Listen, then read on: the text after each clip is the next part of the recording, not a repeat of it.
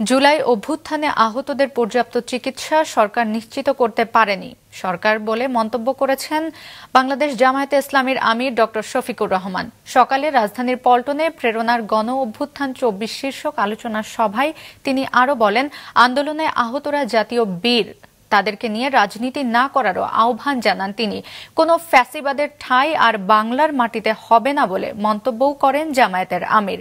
এছাড়াও তিনি হুঁশিয়ারি করে বলেন, যারাই দেশকে ফ্যাসিবাদের দিকে নিয়ে যাবে রাষ্ট্রের প্রয়োজনে তাদের প্রতিহত করা হবে।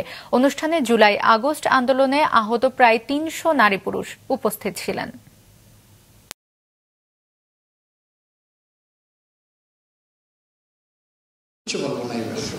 আমরা শুধু বলবো যে মেহেরবানি করে কেউ দলের ভিত্তিতে আমাদের শহীদদেরকে ভাগ করবেন না।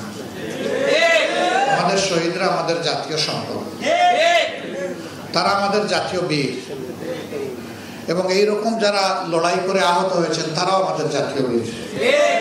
তাদেরকেও কেউ দলীয় ভিত্তিতে ভাগ করবেন না।